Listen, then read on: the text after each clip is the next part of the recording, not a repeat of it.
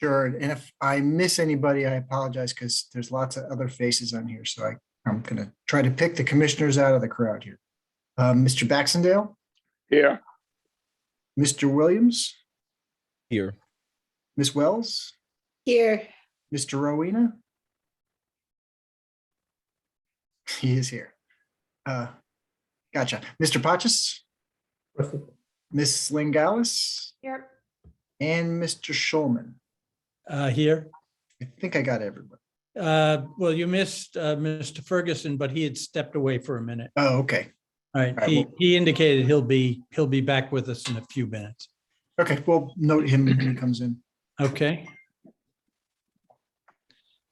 All right. Our first order of business is a public hearing. Can I ask that if you are not going to be involved in the public hearing, if you could just stop your video. And when we get to an item that you may be involved with, you'll be welcome to turn your video back on. With that, first item of business is 2022-13 SP, the Associated Food Distribution Company, Inc., 16 Muller Avenue, construct a 10,000 square foot warehouse building for manufacturing. This is a public hearing. The way our public hearings are conducted is the representative for the applicant will have an opportunity to make a presentation about their application. During that time, if the commission members have any questions, they're certainly free to ask them. Once the presentation is complete, we will open it up to the public. We ask members of the public to identify themselves, their name and their address. We don't limit the length of the presentations by either the applicant or the public, but we do ask that you try to say everything that you need to say in as few words as possible. If someone else has said the same thing, it's often easier on you and easier on us if you simply indicate that you agree with the previous speaker rather than going over any objection or a supportive statement you have to make. We also ask that we all behave in a collegial manner. Otherwise, we'll have to cut you off.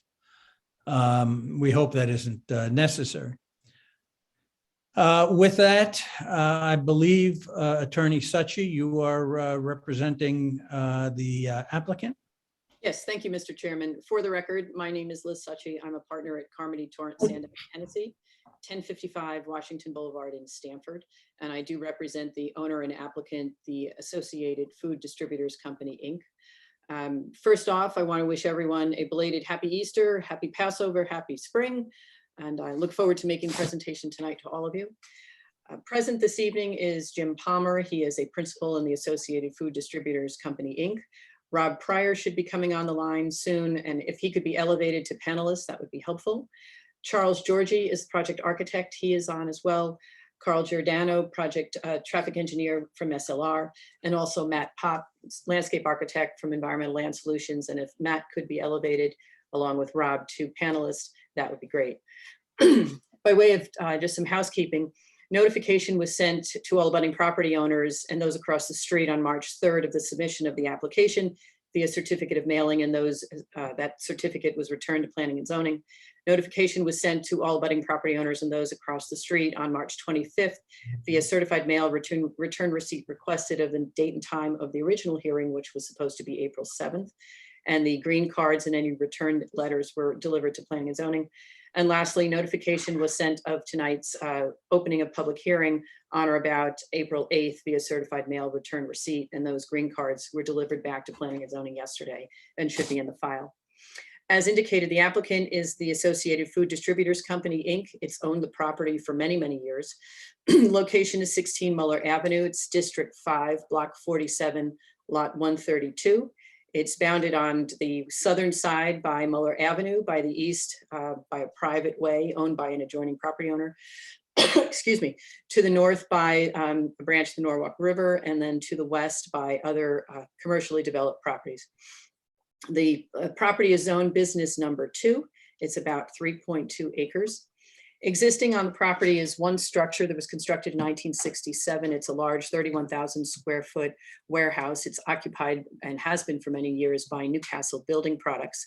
There's also a slightly smaller than 10,000 square foot existing warehouse that was constructed in 1947, and that is now occupied by Williams Services, and that company just occupied the property last year and has full permit to be situated there. It had previously been occupied by Levco.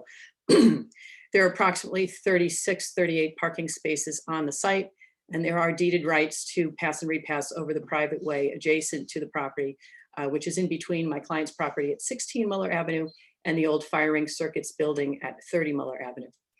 The application before you this evening is a special permit to allow the construction, use, and occupancy of a new 10,000 square foot manufacturing and warehouse building. It would be located to the west of the existing one-story building occupied, as I said before, by Williams Services. About 10%, 11%, 1,000 square feet or so would be dedicated to manufacturing, with the remainder dedicated to warehouse of the manufacturing products that would be manufactured on site, and those are generally roofing materials. Hours of operation would be typically Monday through Friday, 7 to 4:30, Saturdays from 7 to 1, closed on Sundays. Somewhere in the area of 5 to 7 employees are anticipated for the manufacturing and warehouse component parts. Part of the application included revising the on-grade parking spaces and restriping them, install a stormwater system for roof, gutter, and impervious area created by the new building. Construction of about 100 feet of sidewalk on Muller Avenue. Right now, if any of you have driven by the site, there's no sidewalk at all on the northern side of Muller Avenue along my client's property. So a sidewalk would be installed with some street trees and a green strip as well. If you've driven in the neighborhood, there are very few areas that have city approved and regulated, regulation compliant sidewalks, but this would be one of the first, and it certainly would be an improvement to this property and also to the neighborhood. What else do I want to say? Let's see. Just some additional information. The public hearing that you were supposed to conduct about 2 weeks ago was postponed due to some concerns raised by our neighbor. And in response to that letter, various actions were taken by me and my client over the past 2 weeks. Immediately after your hearing was postponed, the next day, April 8th, we contacted the neighbor, Mr. Bloor, and his counsel to arrange a call or a meeting. We tried to schedule one for the following week on Tuesday, but Mr. Bloor was unavailable. We ended up meeting on Wednesday, April 13th. And our neighbor, John Bloor, indicated that he generally was not opposed to the construction of the new building, but had some concerns as to how the private way was being used. Specifically, he raised concerns about idling, parking, and unloading of materials on that private way. He also didn't express any concern with upgrades to the opening to the driveway from the private way onto our client's property. So in response, we discussed his concerns. My client, Jim Palmer, spoke to his tenants about the concerns and advised them to be attentive of the proper use of the passway. Although Mr. Bloor did not request us to change the plan, we thought it appropriate to remove any proposed upgrades, activity, or construction on the private way. And a revised plan was submitted to Planning and Zoning yesterday that showed that there is no activity proposed on the private way. Any upgrades, renovation, regrading, or activity is all going to be within the property lines of the Associated Food Distributors Company, Inc. property. We think we've addressed all of the issues that were raised by Mr. Bloor's counsel in his letter to you. I think it was dated the 7th of April. And at this point, any other concerns would, in my opinion, be outside the scope of the Planning and Zoning Commission's authority relating to use of land or title ownership or rights to real property. We've received several SEAC sign-offs, the first Water District, Fire, WPCA. We have had received comments from Public Works and Transportation, Mobility and Parking. We responded to those in writing, and I believe yesterday TMP sent an additional follow-up letter. However, we have not received any further follow-ups or sign-offs from the Department of Public Works. And if you choose to approve this application, I would be confident that you would make any of those outstanding sign-offs condition of approval. The Aquifer Protection Agency requested that we submit an application to it. We did, and the use was determined to require no further application or review. And I believe there is a letter or confirmation of that position in your file. A couple of one comment that was raised was consideration of solar panels, and my client and his architect did in fact evaluate that. And although it's not a condition in your, not a requirement in your regulations, we did consider it, but due to cost and the limited return on investment, we have deemed it to be not feasible. Also, this structure is of a certain size that the manufacturer has kind of placed it on a fast track process, and I think Mr. Georgie would be able to better describe that to you. But solar arrays would require revisions to the structure and other component parts, and this structure would likely no longer be eligible for that fast track process. And it could just delay the project probably 6, 8, or if not longer in terms of months. At this point, I'd like to turn it over to, I see him on, Rob Pryor, who's on, to just walk you through the site plan and clarify the change that was made to the driveway to address our neighbor's concern. And then I'd like also Matt Pop to speak to you, Mr. Georgie, as well as Carl Giordano of SLR to advise you as to the traffic analysis and results from that traffic analysis. So with that, if Mr. Pryor could come on and screen share, that would be great.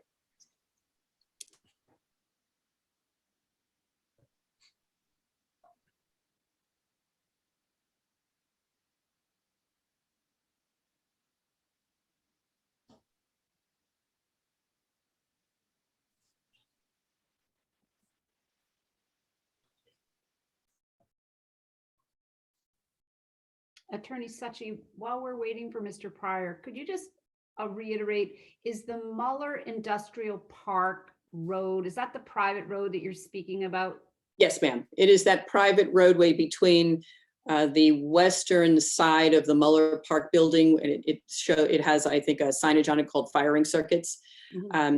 And then there's that what looks like a city roadway. It's a private way. And then my client's property is on the western side of that private way. Thank you. Sure. Let me also note that Commission Member Mike Mushak has joined us. I think Mr. Pryor is on. Yes, I am. There we go. Good evening, Mr. Chairman, members of the Commission, town city staff. My name is Robert Pryor, licensed professional engineer and land surveyor with Soley Engineering. Our offices are in Monroe, Connecticut. Here tonight representing the applicant. If I could, if I may, I'd like to share my screen, please. You should be able to. Okay.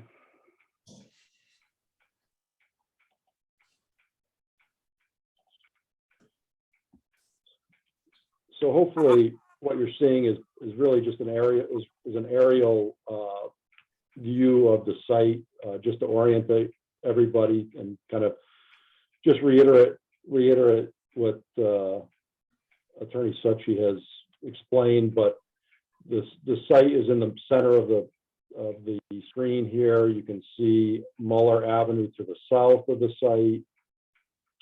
Then you can see the Newcastle Building Product building, the other existing industrial building on the site, the private roadway to the east, and then basically the existing development really what I wanted to just have you take a quick look at, and I'll bring it to a street view, is what the conditions are along Muller and along the private way in this corner, just because it's something that we're going to be talking about, I think, a little bit later. And I just want you to see what that condition really looks like currently.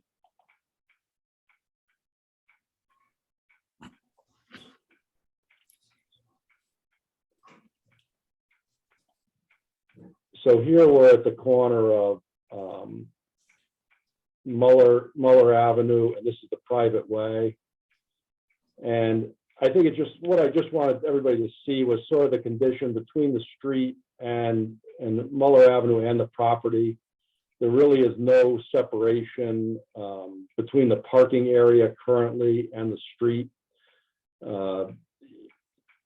It looks, from this photo, it looks like at some point when they repaved Muller Avenue, they may have saw cut some of the existing pavement. So there is a little strip, probably a 1 foot strip of dirt here. But if we look, it's pretty clear that all these cars along Muller, they do simply pull straight in from Muller Avenue. There is no formal curb cut or anything there. And again, I just wanted this so that everyone could see that that's what the existing condition that we're dealing with as far as the parking and how the sort of the traffic operations work there currently.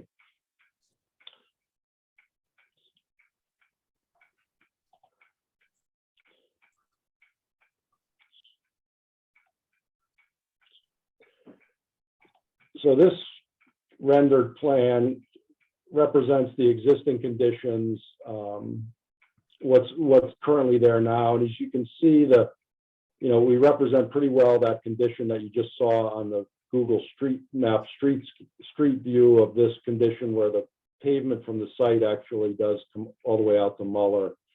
That condition also exists for a portion of the site along the private roadway. We can see the Newcastle Building Products building, and then the other existing industrial site. And as you can see from the site plan, from this survey. Excuse me, Rob. Rob, excuse me. I don't know if everyone else can see the site plan you're talking about. I still have a photo image of the Levco building. All right, let me see if I can hold on. Sorry to interrupt you. No, that's okay. So probably just showing the browser. Yeah, I'm just trying to figure out how I get. All right, let me stop. Let me go back. Let me stop sharing, and then I'll reshare this screen.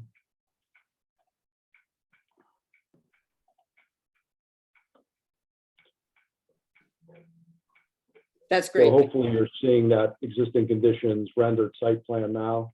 Yes.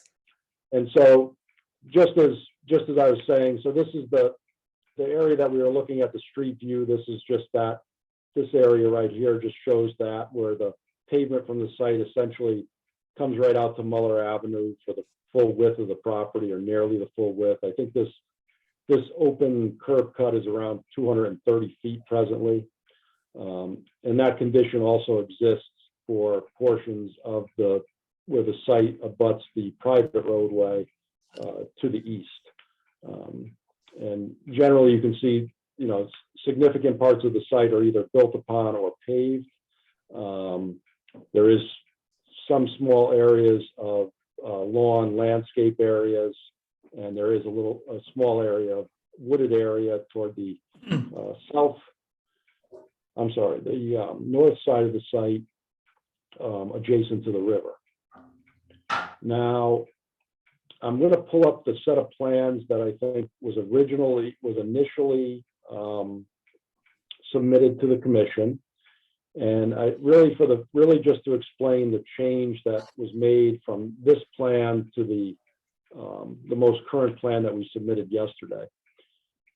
As Attorney Succi had said, we had initially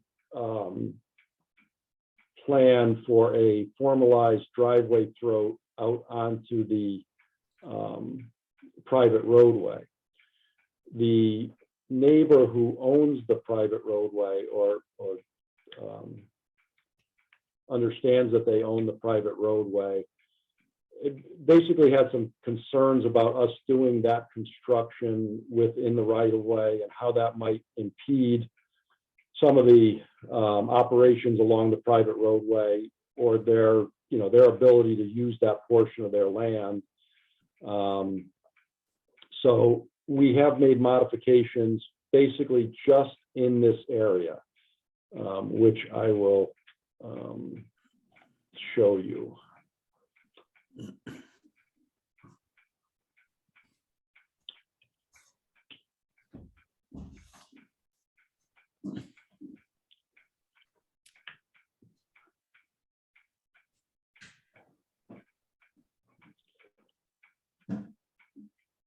So in this area, all we did was we just removed that sort of that curbing and driveway throat that projected into the private roadway, and we just pulled all our improvements back to within the property line. It certainly doesn't affect anything with regard to the operations or the proposed site plan. We still have effectively narrowed the throat of that driveway. We've just done it at our property line, within our property, as opposed to extending into the private roadway. As far as the proposed site plan, so the site is about 3.24 acres.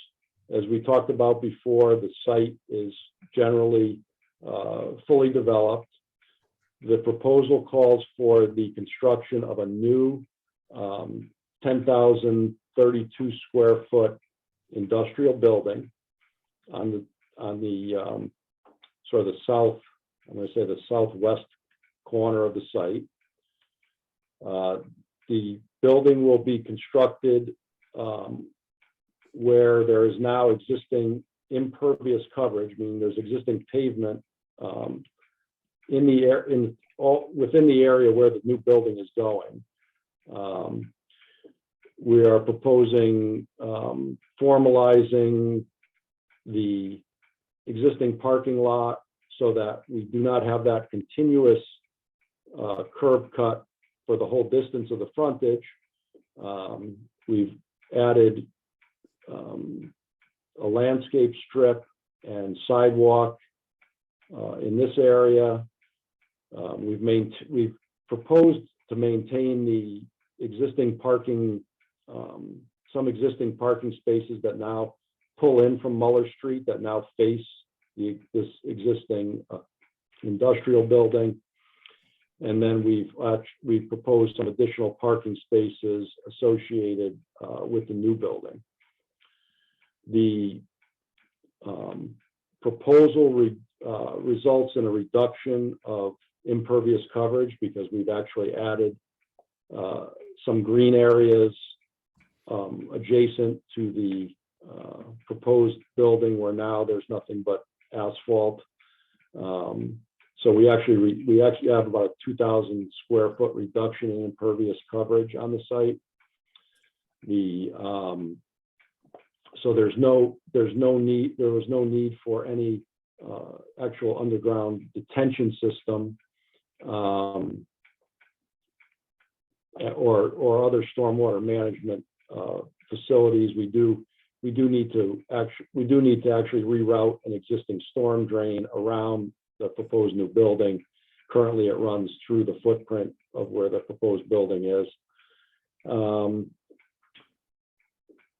I think that so comparison-wise, as far as what we're doing here, as far as the curb cut that we're proposing, we go from a curb cut that's about 235 feet wide to something like 120 feet altogether with this driveway and then this width driveway. And we go from a situation where we have approximately 22 cars that can basically enter and exit directly on Muller Avenue, to a condition where we generally have that 5. We have 5 cars here that can still enter and exit directly off Muller. You know, our thought process here was certainly to accommodate, you know, this building, you know, certainly in this building are fully rented with tenants with existing leases and you know, lease agreements. And so we were looking obviously to be able to develop this, add this additional development with a minimum of you know, disruption to, you know, existing businesses on the site. So that was kind of how we got to this layout. I think if there's any questions, I'm certainly happy to answer, but I think that's pretty much you know, represents what I have to talk about as far as the site plan. You know, I will mention that the sidewalks along Muller that we're adding, you know, those are requested by the city, obviously, because of where Muller Avenue is and where the right-of-way line is. We actually have to construct those sort of municipal improvements on our property to accommodate that request from the city.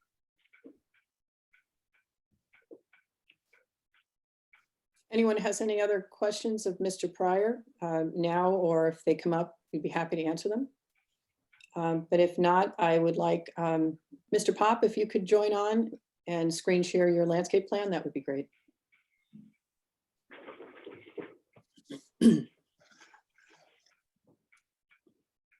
Good evening, Matthew Pop, Landscape Architect, Environmental Land Solutions.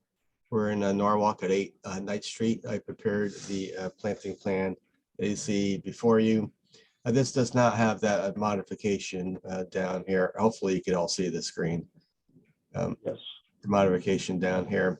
But basically we're proposing, you know, 4 red maples kind of in this southeast corner of the site. Currently there are no trees there. We do have a few existing larger trees that are mainly on cracks, and it looks like the pavement over here, and these are kind of off the site.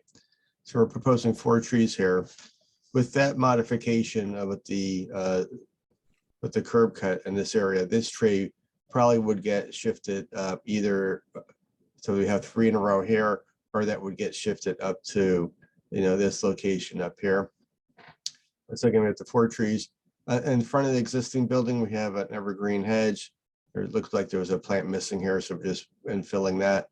And then in the front, we just have some evergreen plantings and kind of screening of the utilities. The light poles, proposing 2.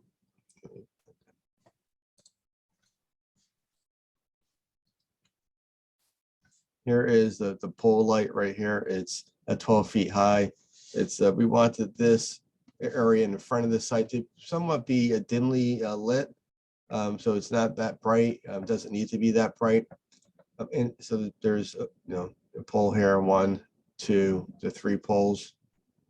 And then along the building face, we have this wall mounted fixture. It's about 14 feet above grade. It's aligned with the windows above it, so they'd be centered on the windows. So this area between the buildings is a bit brighter lit, you know, just so maybe between 1 and 2 foot candles, and out here we're a little less. Here is the foot candle plan.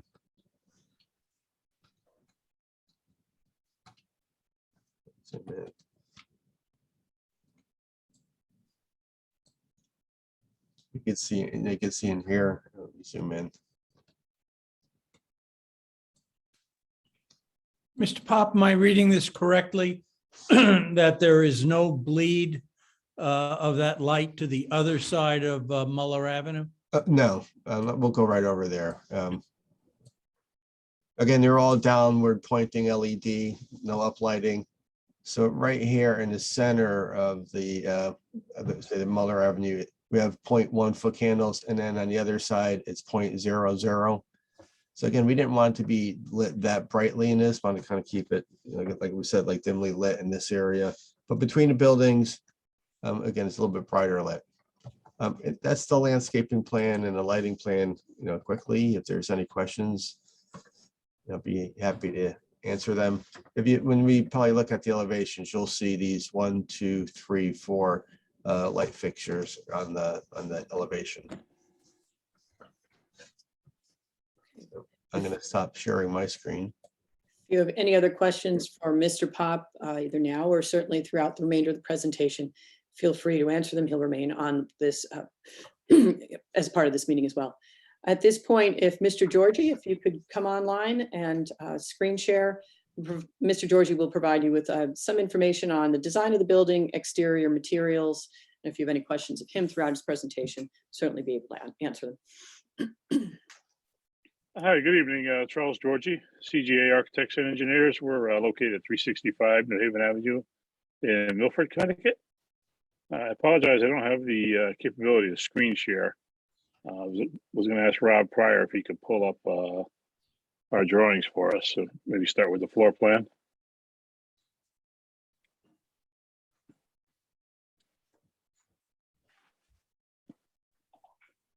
Sure, just give me 1 second.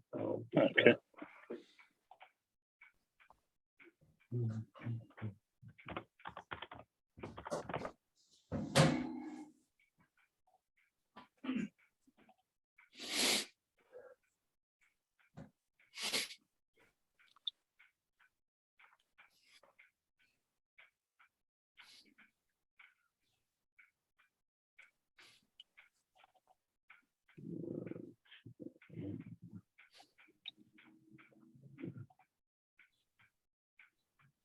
I think I have it, Rob, if you don't have it.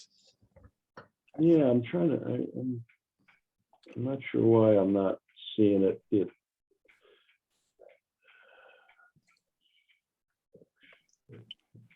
Okay, great.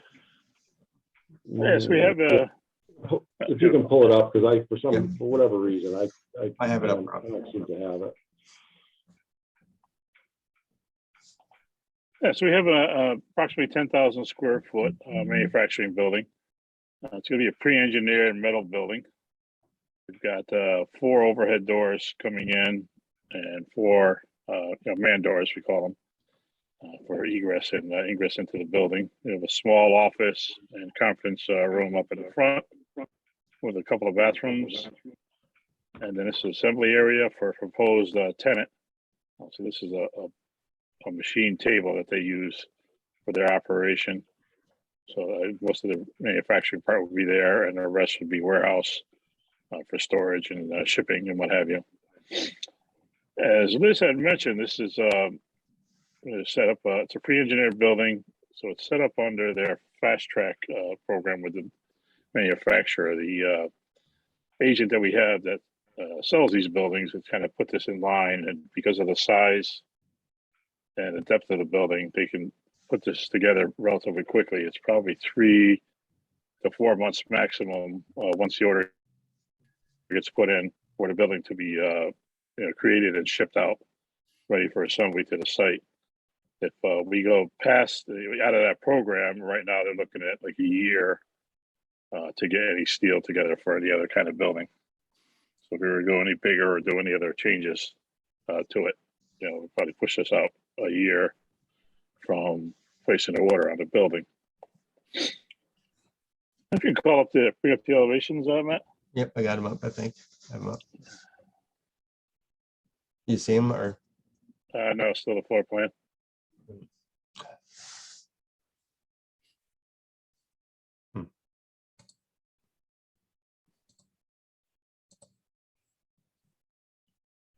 Now Yeah, I you don't might got have the to- old one. I could try to do it if you want. You might have to stop share and reshare. yeah, I mean,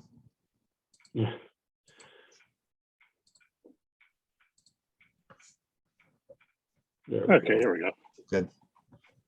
So what we tried to do with the owner is to get the building looking a little bit nicer than your standard metal building. So a lot of times it'll be all siding, a couple of doors here and there, and a shed roof.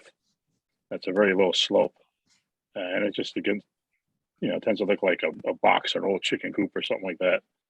So the front elevation here facing Muller, we've got quite a bit of glass in for the office areas.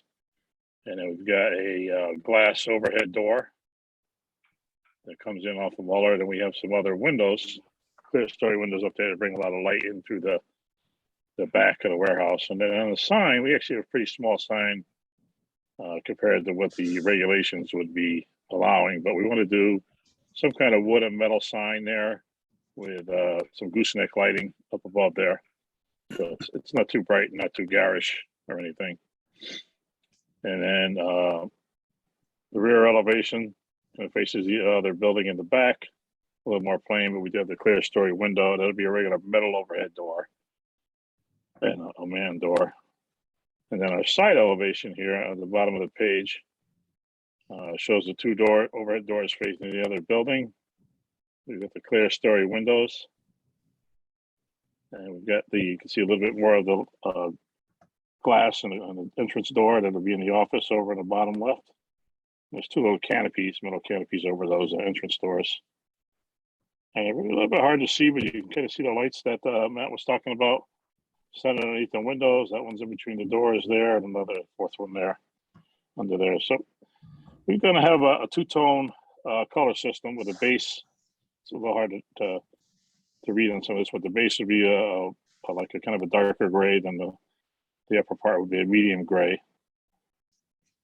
So we're trying to dress it up a little bit and make it a nice addition to the area and the site, rather than your kind of standard metal buildings. We're about 37 feet to the ridge from grade. The tenant needs about a 24-foot clear span. So we're just a little bit over that on the inside, and we have obviously our hip roof. Our gable roof that comes up to give us the height there.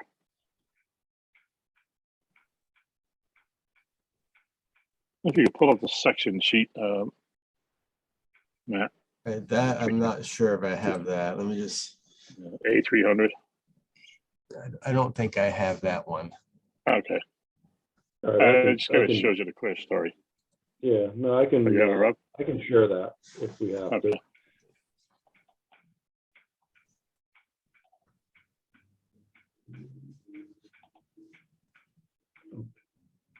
Oh, there we go. We see it. Looks like- Yeah, just need to rotate it. There we go.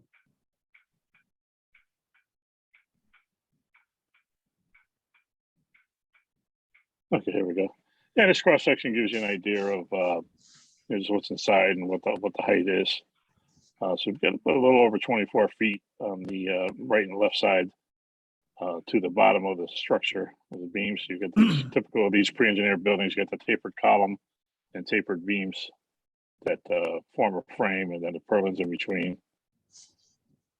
So between that and the pitch roof gives us our total height. So this will be all insulated and finished off inside the offices, gypsum board, gypsum board ceilings and what have you. And the rest of the warehouse would be just the exposed insulation with a covering on it. That's really all I have. If anybody has any questions.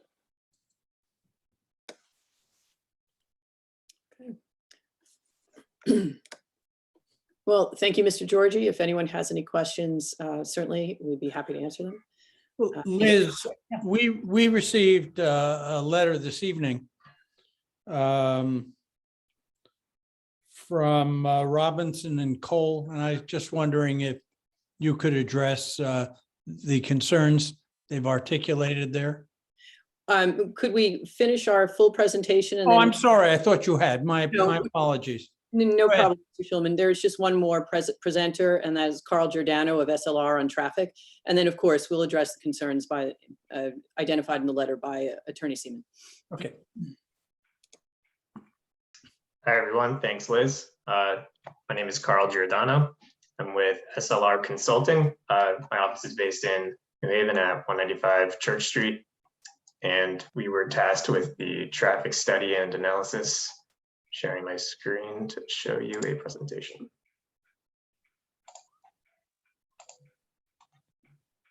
hopefully you can see that.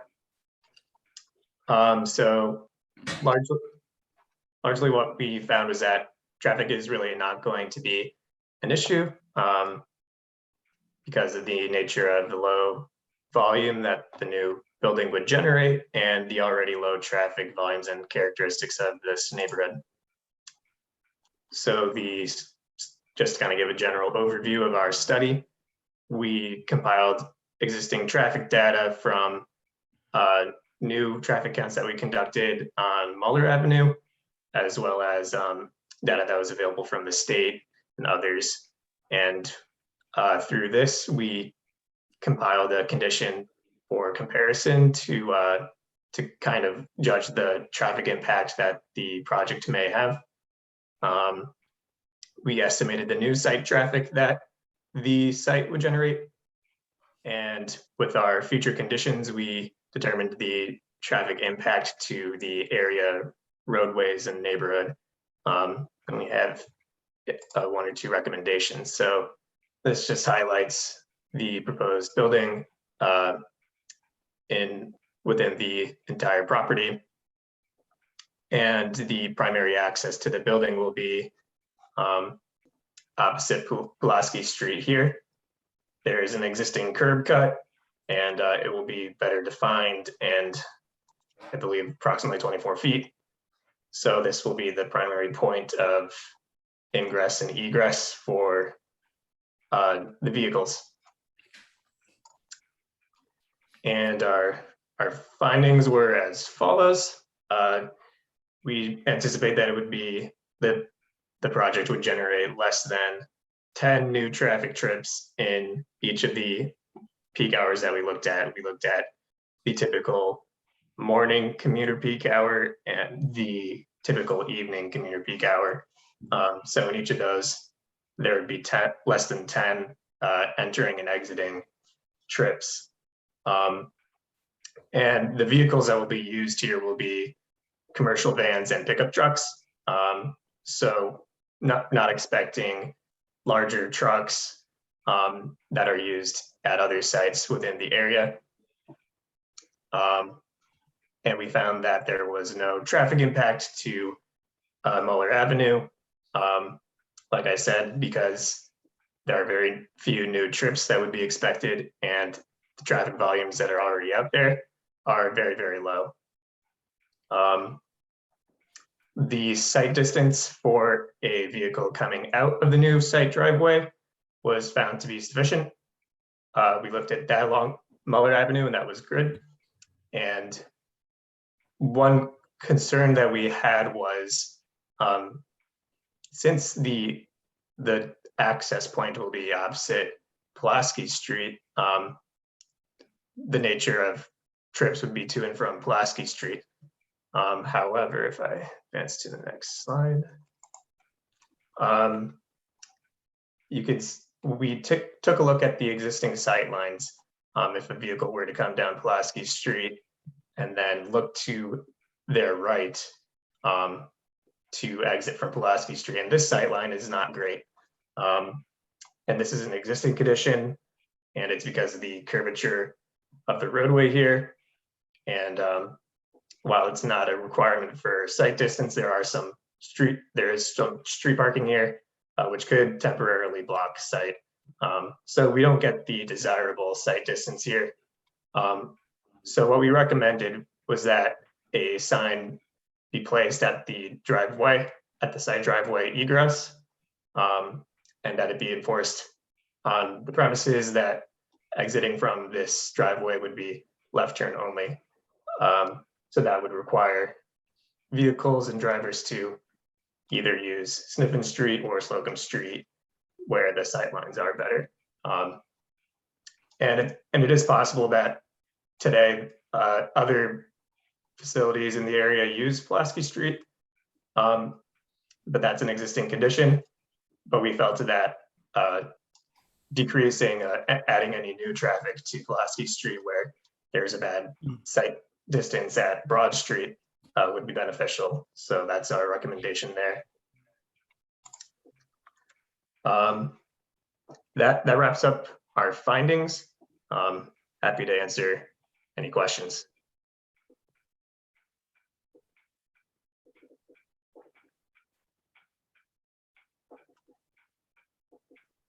Well, Mr. Chairman and members of the commission, that concludes our formal presentation.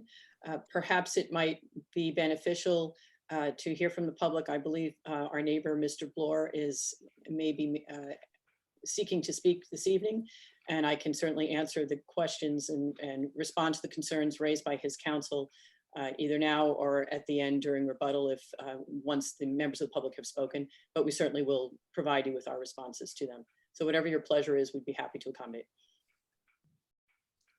We simply want the answers. We don't care when they're provided. So if you're comfortable with waiting, excuse me, and responding after the public has spoken, that would be fine. That's fine, Mr. Chairman. I would prefer that. Okay.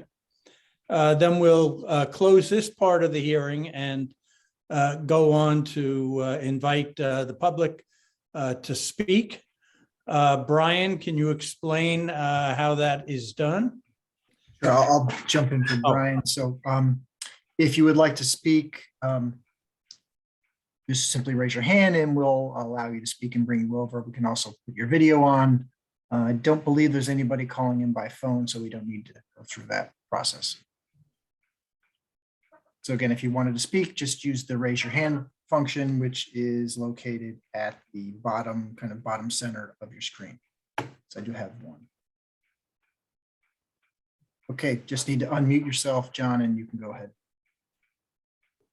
Hey guys, how you doing? My name is John Bloor. I'm the managing member at the facility next door to the house. That would be the east of Mr. Palmer. Muller Park Realty, LLC.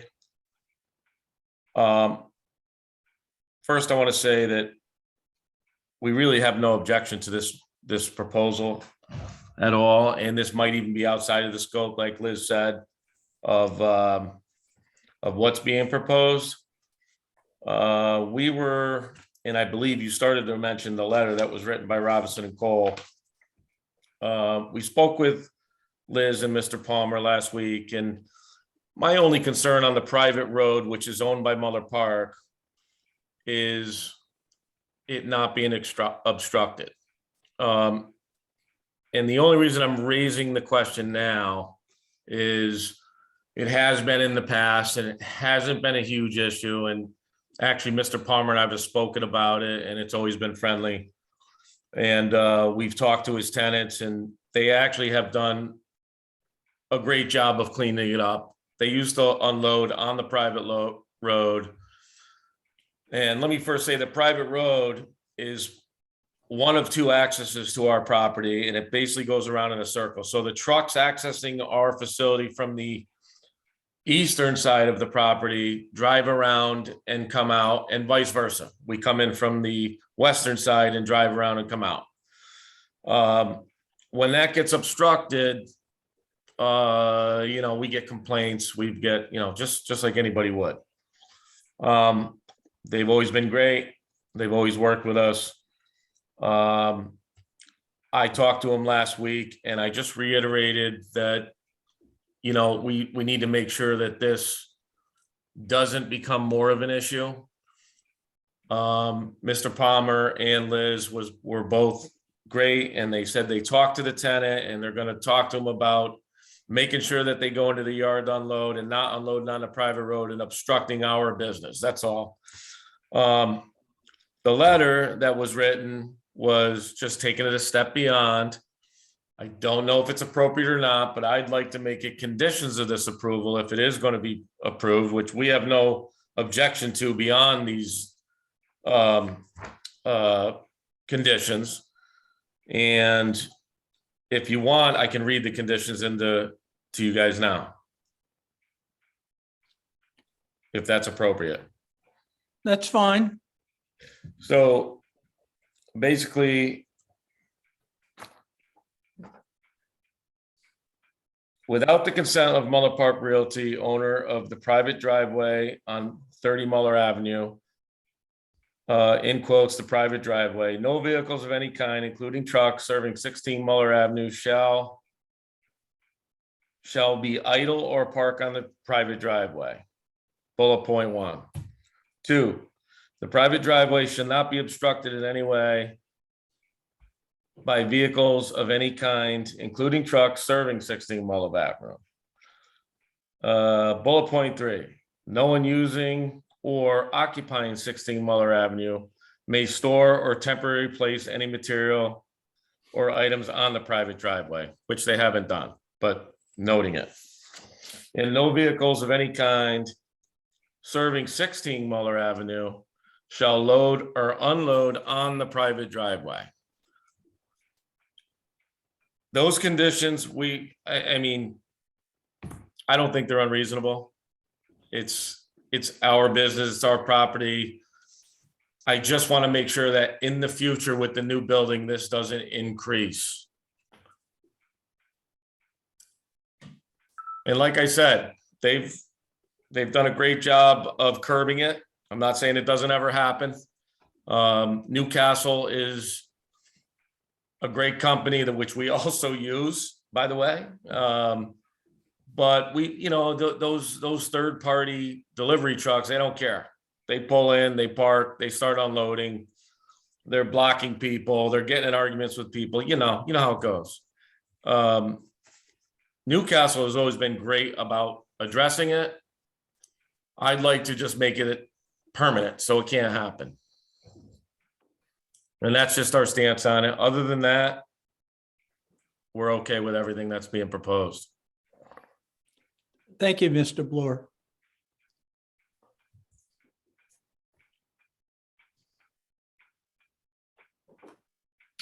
Anybody else who wanted to speak, use the raise your hand function again, located at the bottom of the screen.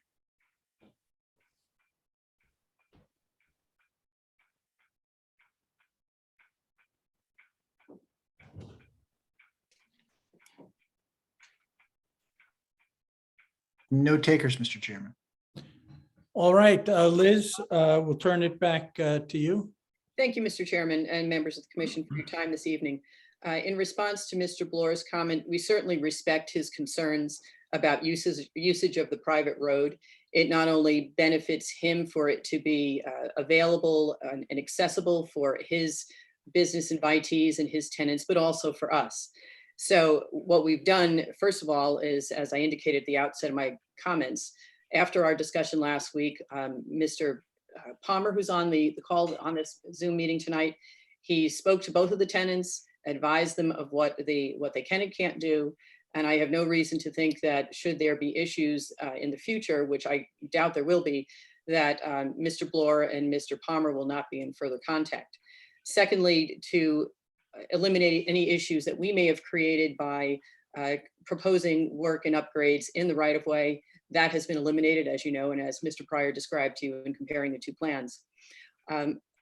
Now, Jim Palmer is desirous of being a good neighbor, and I think will be, and the improvements that he's proposing with this project demonstrate his commitment to this section of Norwalk.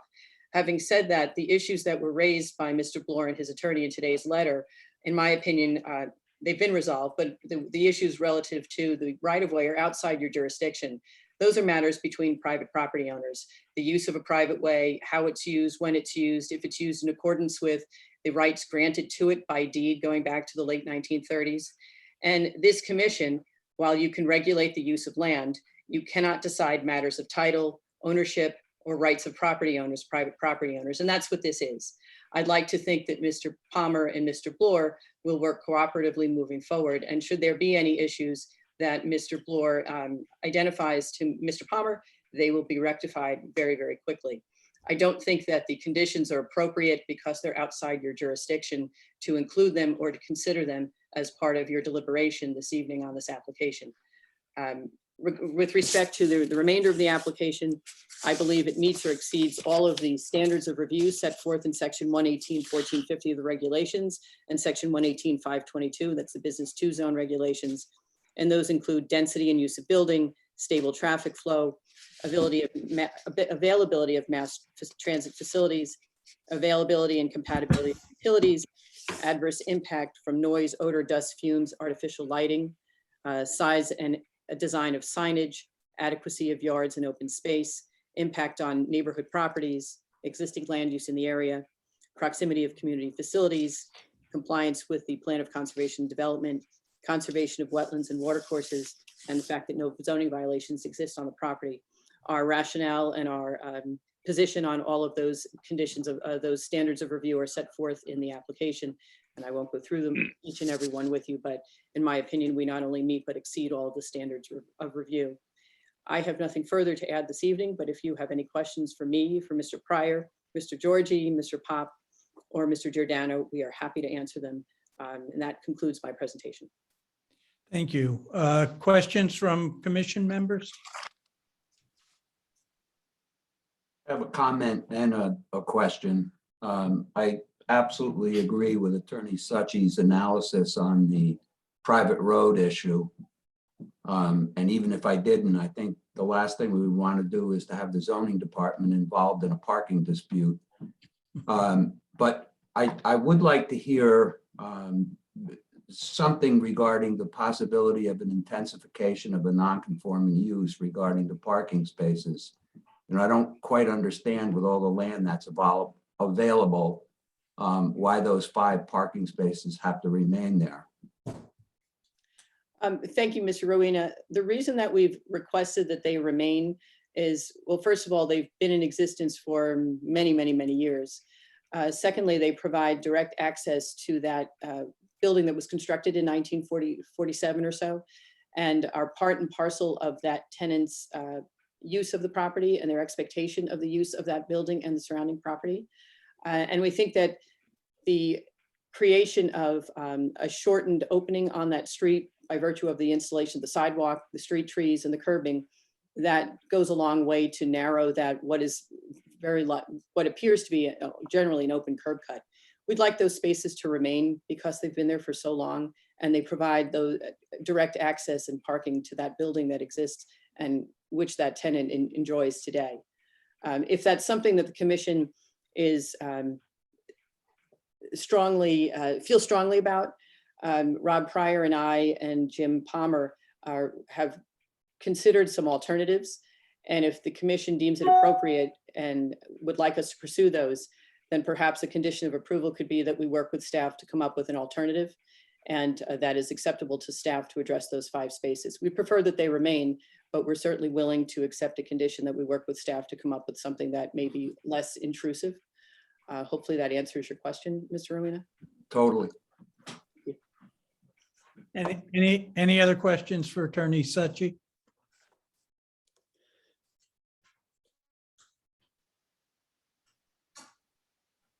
All right, if not, we will close the hearing and move on to action.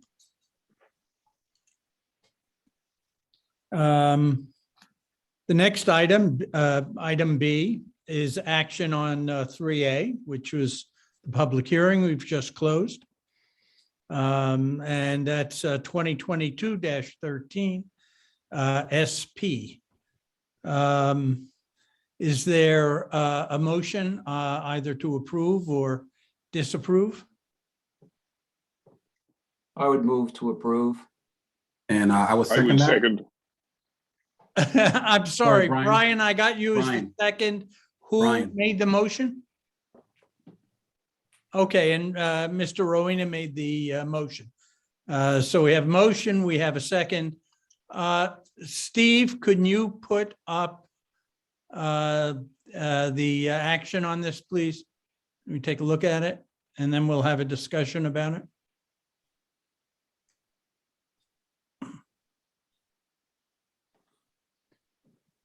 Okay. I think I'd like to say that I also agree with Richard. Apart from the legal side of it, certainly the planning and zoning staff is in no position to monitor and or enforce the request that Mr. Bloor has made that we include in this. Just to address that quickly, item number 4, does that was the staff alternative that was put in the resolution prior. So I mean, again, obviously we closed the hearing, so we can't, revisit the conversation with the applicant again. Right. This could, if Attorney Succi if there's a major issue with this after the fact, we could try to resolve this at a later date, but this is what staff had proposed prior. I have a comment. Oh, go ahead, Michael. Mike here. I'm of course always advocating for sidewalks, and there's a gap there, but it doesn't really go anywhere. That street's a dead end. And it helps with emergency access to the building. And I'm thinking that the same rationale could be in terms of emergency access on that spot. Certainly fire and medical can get to that building quickly, more quickly than through a crowded parking lot. The same is true of the shared driveway. Couldn't we make a condition, or do we normally make a condition for fire access to buildings be maintained? Is that part of zoning responsibility, Steve Kleppen? No, not unless specifically requested by the fire marshal to include something like that. I would say the only thing too which we didn't really get into, was there was a prior approval on this application, and those parking spaces in the front there were not indicated there, so that a prior approval didn't show that it had landscaping across the whole the portion of Muller through there. But and that was from like historic, a long time ago. Yeah, the last plan, it was stamped, and it looks like 2021, but I can't say for positive. It's a little fuzzy, the ink on there. 2021. You mean 19? No, 2021. But it was an older plan that somebody used for a newer permit, if that makes sense. Oh, I see. Yeah. Well, I think if we want to condition on the other subject I brought up, the shared driveway, be maintained with no vehicle, or be fully kept open for emergency vehicle access. Or is that just redundant to what we typically require?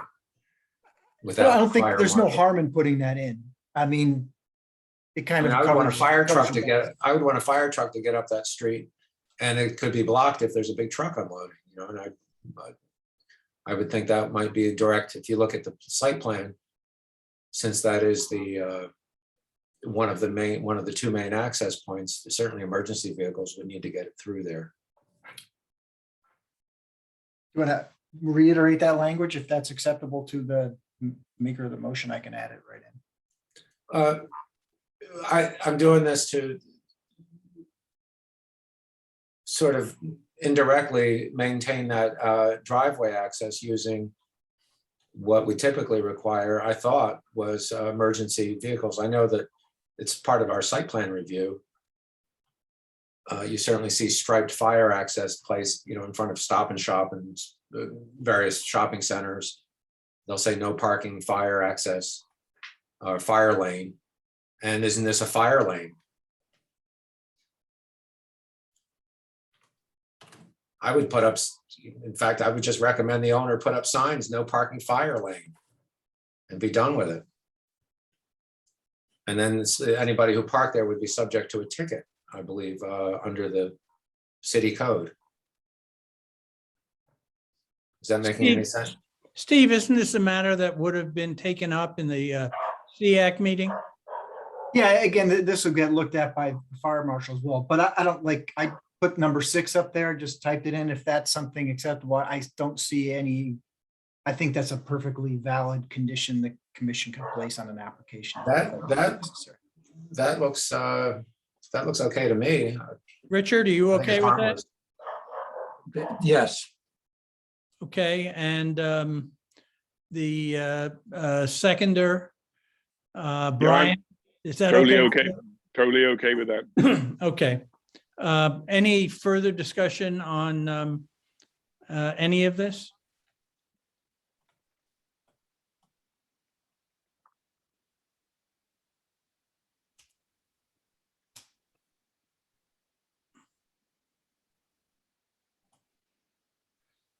Steve, on 4A, Liz had suggested that that be worked out between her office and your office. Would you be comfortable changing that language to indicate that? If you'd like, sure. Why don't we do that? How would you like that? I mean, Final decision, or how Steve, about, is the trade-off with moving the parking spaces, is the trade-off the green areas so that it doesn't increase the water flow? well, I mean, I think that if you look at the site plan, and I could always pull it back up if it's helpful. The area to the rear, there's open asphalt. I don't know if they use that for staging or if it's, loading areas or something along those lines. I mean, technically there's areas to stripe additional parking spaces there, but I don't know if they're used by other users of the site for different purposes. Well, they would. You- Oh, go Or ahead, Galen. A, you could just say as maybe agreed upon between the staff of the zoning commission and the applicant. So that relocating the spaces is left up to a future decision. Would that be okay with everybody? That may solve the issue. It's okay with me. That's fine. That's what Attorney says she offered that. I added the front of A here, so Yeah, that's what I was. I could get rid of I don't have to be so descriptive on the back end. right? Well, I wasn't privy to the options that were being offered, but if you put two parallel spaces in front instead of the perpendicular spots, you would then have room for landscaping and a sidewalk, continuous sidewalk, and along with a lane to access both sides of the parking. Anyway, it's moot point. Okay. How's that? Steve, if this is approved, are we setting a precedent for other applications that we now then have these two structures on this one property? Well, I think on this property, you'd end up with more than two, I think at the end of the day. Three, right? Okay, so three, but does that change if somebody else, if we do this, does that mean that somebody else is going to come to us and say, well, they have three buildings on their property, I want to have three on mine? I don't think we have, in this kind of setting particularly, I don't think it's really an issue if they have multiple buildings on the property. I mean, it's, you could have one, as long as they don't go over the building coverage percent of the property, then I don't see it as an issue, because that way, you have either one very, very large building, or you have multiple buildings which are broken up and reduce the overall massing on the property. I don't see one as a negative. I mean, in some, It's just urban design areas, that might be a different argument, but for this kind of setting, I don't think it really makes a big difference. Okay, thank you. All right, so it sounds to me as if we're ready to vote on this. If there are no further comments, Steve, let's do a roll call on this. Sure. Oh, before we do that, I think JJ showed up about, I forgot how far in, so it might be a good idea to see sit Mr. Williams. and I've Mr. already Hodges. sat Mr. Will at the beginning of the meeting. Oh, okay, I'm I sorry. sat the two of them. Okay. JJ cannot vote on this matter. Oh, my apologies on That's fine. Okay. Hi, everybody. Hi, JJ. All Hi, right. JJ. I think I got, is Mr. Ferguson still with us? Because I don't see him. Yeah, he's on my there. screen. I'm right here, Steve. Oh, there you go. Okay, thank you. All right, I'm going to go in order. Here we go. Mr. Williams, Yes. Yes. Mr. Patches, Yes.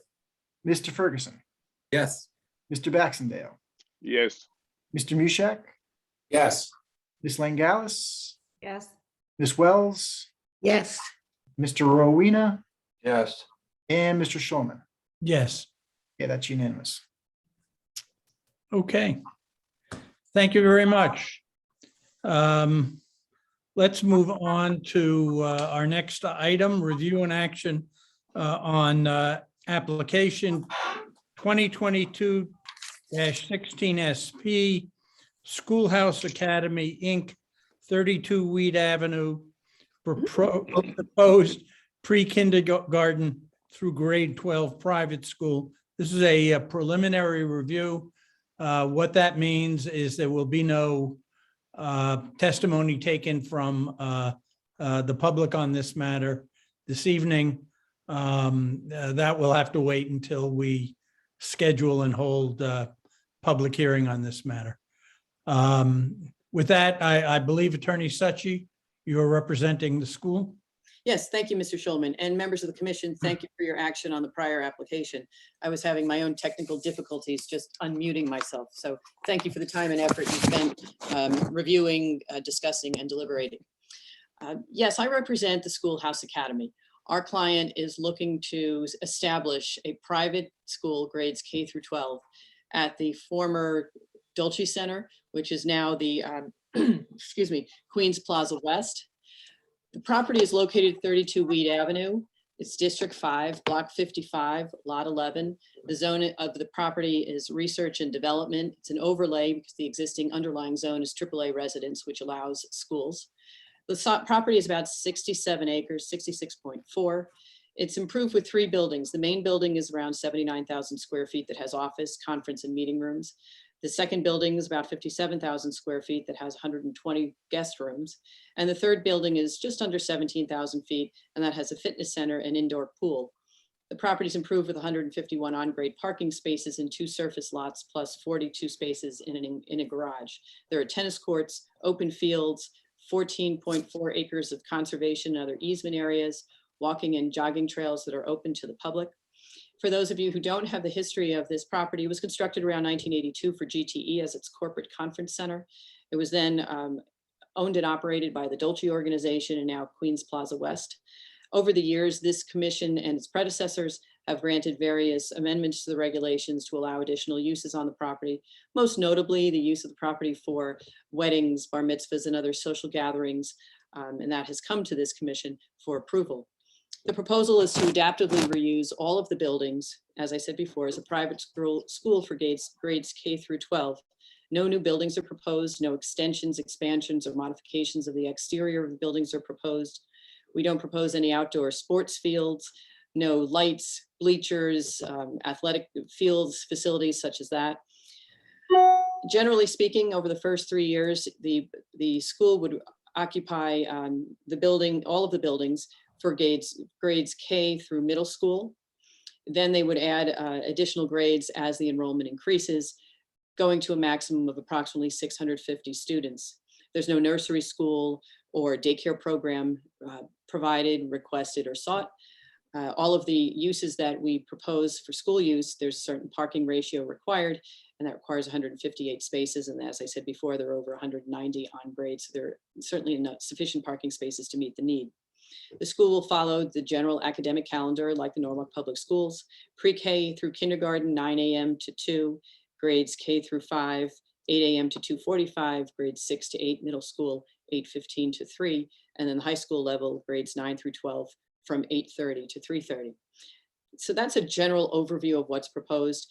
After school activities would also be included, like any school facility. Weekends use would be related to the school. events for parents, science fairs, concerts, things like that, whatever, typical accessory use and accessory activities to a regular school facility. On the call today is also Carlo Sciattarella. He is the founder of the Schoolhouse Academy, Andrew McLaughlin, and also Michael Galante. Mr. Galante has undertaken traffic report analysis of the proposed use. We've received some comments from Planning and Zoning, from Public Works, and from Transportation, Mobility, and Parking.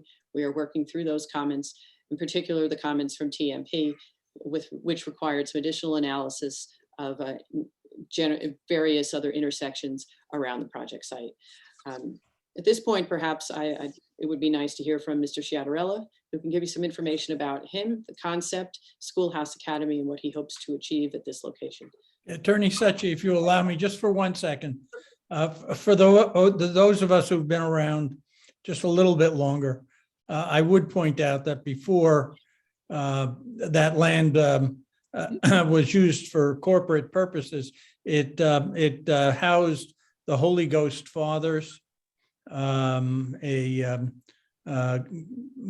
was owned and controlled by the Catholic Church. Yes, it was. Beautiful, beautiful piece of property, to be sure. And I think it's important as we move this forward that everyone take the opportunity to get up there, look at the property, look at the buildings. Okay, I apologize for the interruption. Not at all, not at all. Carlo, perhaps you could come on. So, yes, thank you. Thank you, Elizabeth. Yes, absolutely. It's a beautiful property that we're hoping to occupy. If a little bit about my background, I've been working with school development for over 30 years, creating, starting up, operating schools, mostly in New York City. I've personally started from beginning to end in creating and starting about a dozen schools, mostly charter schools that would. I started an all-girls school. I've started a STEM school, started several schools, but the one that I'm most proud of is the AECI Charter School Network that I'm the board president of since 2013.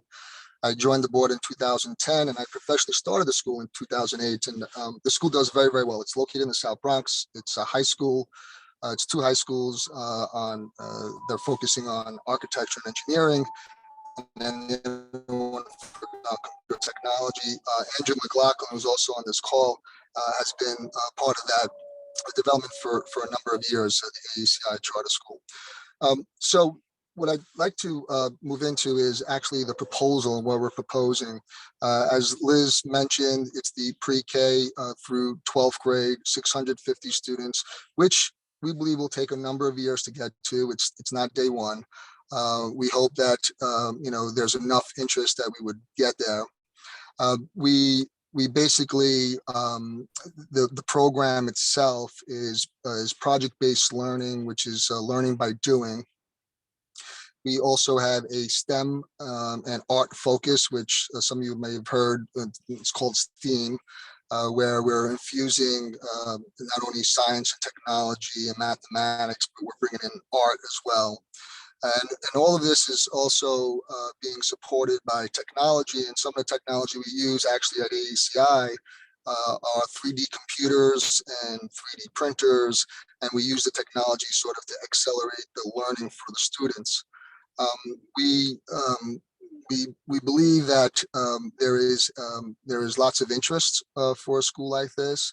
We've done parent surveys. We've done interest lists through our proposed website, to our website for this proposal. We've gotten over 500 students on a list from the surrounding area, from Norwalk, Stamford, Darien, Westport, Greenwich. We've gotten about 50% of those students that are just on this interest list. They're not enrolled or anything like that. It's just, what we needed to really know was, are parents interested in this type of school? And just doing this over the last couple of months, there's definitely a resounding yes. Like I said, about 50% are actually from Norwalk, about 25% are from Stanford. The remainder are from the surrounding towns. I personally live in Stanford, in North Stanford. I have three small kids. I have a 7-year-old, a 6-year-old, and a 3-year-old. Andrew also has 2 small children as well. And if we are approved, my children will go to the school. And one of the reasons why we're opening, or we like to open the school, is regarding choice, basically parental choice, parents having a choice for their kid in terms of what type of school they would like to send their kids and their education. And it's just another choice. It's not in competition to anything else. It's, they can send them to the public school, they can send them to the parochial schools, or they can send them to this proposed private school. And where we're unique in this is that the affordability for families that are in the private school market, our tuition is starting at $19,000, and so it becomes for those parents that are in the private school market a little bit more affordable than, as you know, some of the surrounding private schools in this area charge $45,000 to $50,000. And so we've gotten lots of interest, not only because of the tuition, but also because of the type of program we're providing. And I think it would be a big benefit for Norwalk and the surrounding community, and having such a school.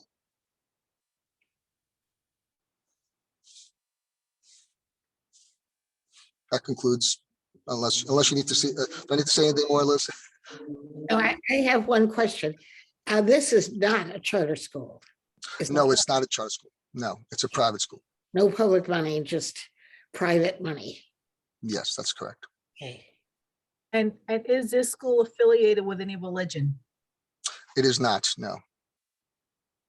We're going to focus on the 3 R's. Are we just asking questions, Chairman and Liz Suchi? Are we asking questions or comments?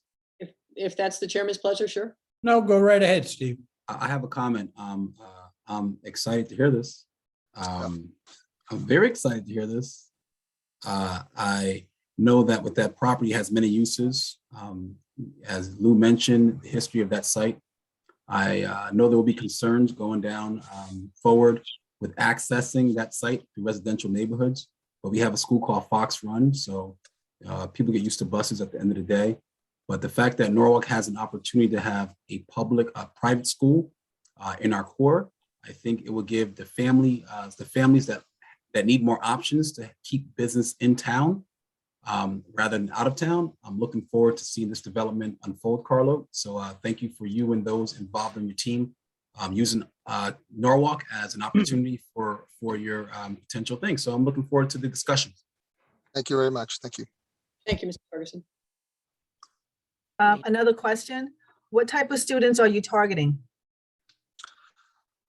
Well, it's open to all students and to all families in Norwalk and the surrounding community. So if it's basically the radius is about, we look at it like sort of a 15 to 20 minute drive is the outskirts. And then 50% of those who are on this interest list are right in the city of Norwalk. So we hope that it'd be all backgrounds and all income levels. That's Are you specializing in any particular disciplines like STEM? Yes, we are. So that's part of the program. It's a project-based learning, so it's learning by doing, and STEM is going to be a large focus for us, as well as the art infused within the STEM. Absolutely. Are you accepting any children with learning disabilities or learning differences? Or are you going to have entrance exams? My kids went to a private school in St. Paul, Minnesota, and they had entrance exams. I had one child admitted and another child not, because he had dyslexia. Yeah. What's unique about Schoolhouse Academy is, and this comes from our experiences with charter schools, is that we will not have an entrance exam. The only thing that we would do is to assess the child and where they are, and then meet them where they are. in terms of learning, all kids can learn, no matter where they are at any point in time, and we would accept all children as long as we have the resources to do. So there might be some spectrum of learning disabilities that we wouldn't have the resources to do because we'll be a small school, top 650 students. And so we would hope to serve as many kids as we possibly can within the resources we have. So both of your children would have gotten. Well, this was a long time ago in St. Paul, Minnesota, a whole Yes. different world. Yes. Mr. Citarella. No, I know a lot of the private schools still have entrance exams, so, yeah. If I may, Mr. Citarella, is Schoolhouse Academy a franchise, for lack of a better term? And did you choose this name, and is that the same name as your school in the city? And, can you just explain a little bit more about how your school came to be? Yes, Schoolhouse Academy is not a franchise. It's been sort of a project that Andrew and I have been working on since 2015, 2016. The original concept was to do charter schools, but then we sort of pivoted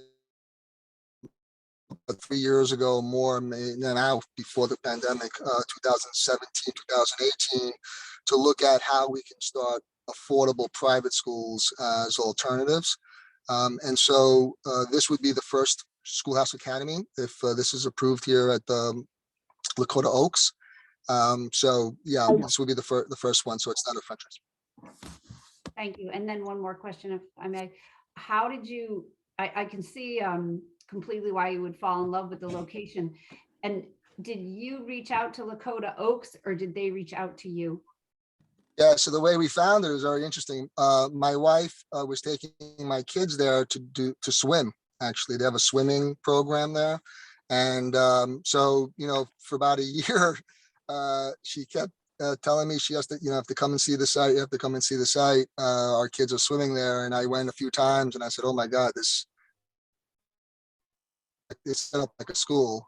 A lot of, that's why we're not doing anything to the outside of the building, to the grounds itself.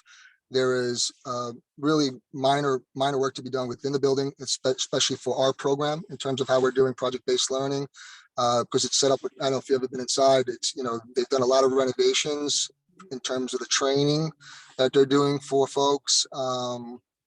And so you've got a lot of meeting rooms that can be divided and subdivided pretty easily. And then you've got the gym and the swimming pool, and you've got so many amenities. Like we couldn't, part of what we do every day is school development.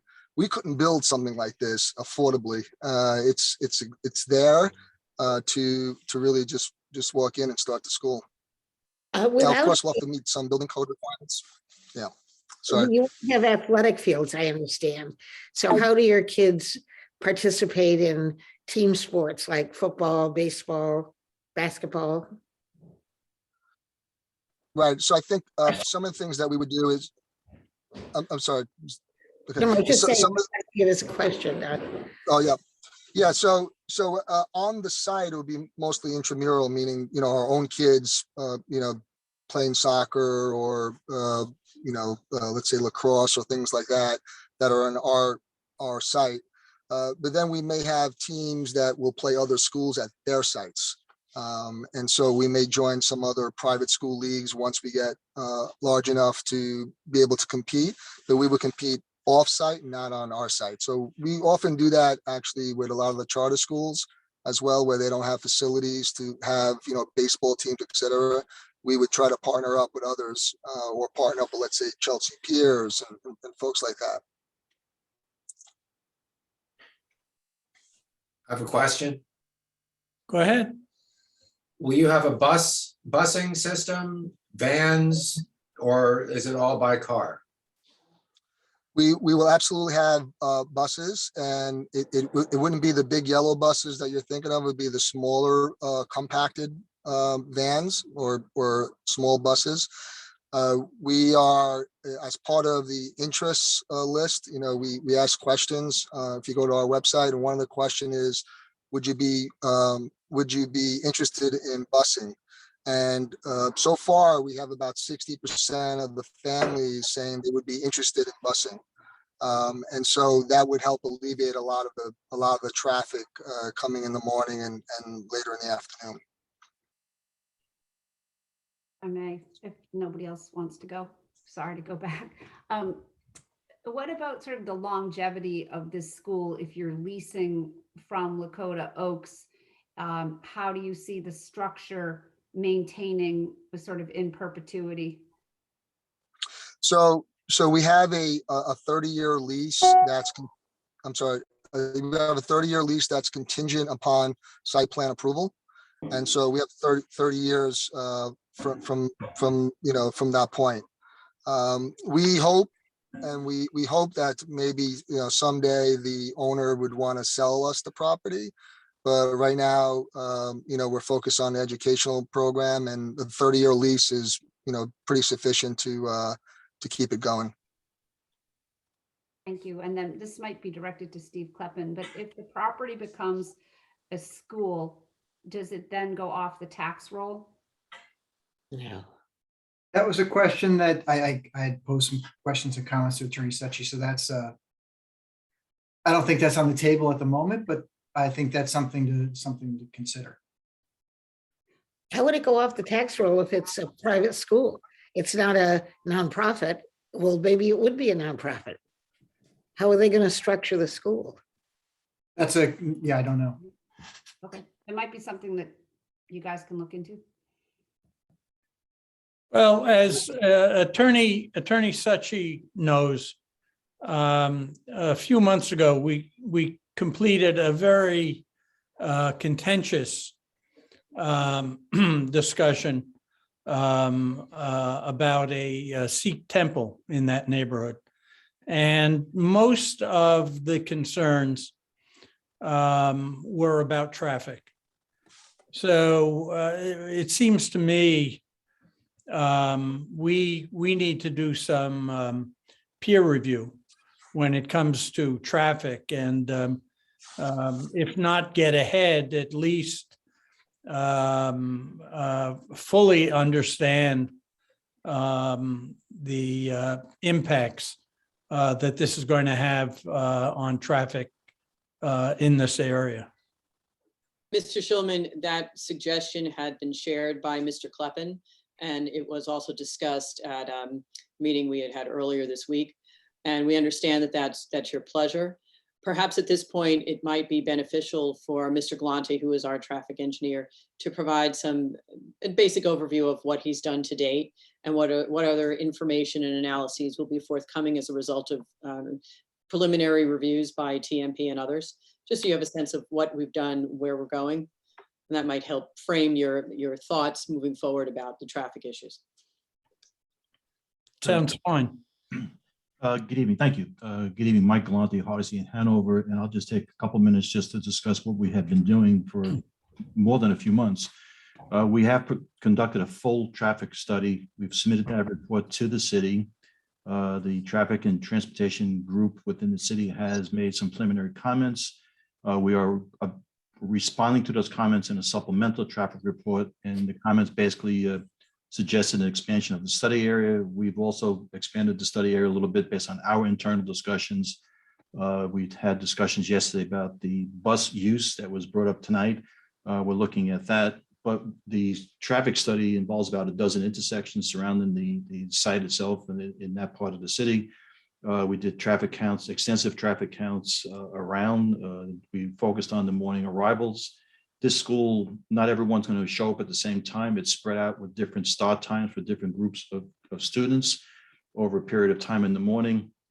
Based on some of the results of the analyses and the concern with the existing existing elementary school nearby, we're actually suggesting internally that we're going to move our start time in the morning for students to arrive by about 15 minutes to avoid the start time at the elementary school, to avoid the traffic that's related to that particular school. We have the afternoon dismissal, which is over a period of time in 2 or 3 different groups, so they're not all exiting at the same time to, quite frankly, spread out our traffic onto the roadway system. And then we analyze a late afternoon, which is a time period after the after-school activities, and those students leave the campus itself. So we're looking at 3 different time periods, detailed traffic counts, analyses before and after, looking at the impacts and how we need to mitigate. And I can say many of the intersections operate quite well with the additional traffic. The one concern was the intersection of Richards and Billow by the elementary school, where there are some delays that the model shows that there are delays, but if you stand out on the corner, yes, there is certainly traffic there, but it works much better than the model tells us. So we're looking at options at that intersection. One of the key options is to change our start time and shift everything 15 minutes earlier to avoid the start time for that elementary school. But we've taken that into account. We've looked at all the traffic volume. There's commuter traffic cutting through, quite frankly, for this area to go to Connecticut Avenue. Norwalk Community College is to the south. That traffic is included in the modeling. So we feel pretty comfortable that while, yes, we are adding traffic to the roadway system and these dozen or so intersections, we can accommodate that traffic. We're responding, or will be responding in writing in detail to the comments we have received so far. And we do know that the city will be hiring a traffic consultant for a peer review. And to be honest, we've been through this process with the city before, and we do welcome the peer review because it's another traffic engineer looking at our work. If they have their comments, we will respond to those comments in writing also. And during the hearing process with your commission, we'll respond to all those comments and provide a detailed traffic presentation whenever we have that hearing or hearings.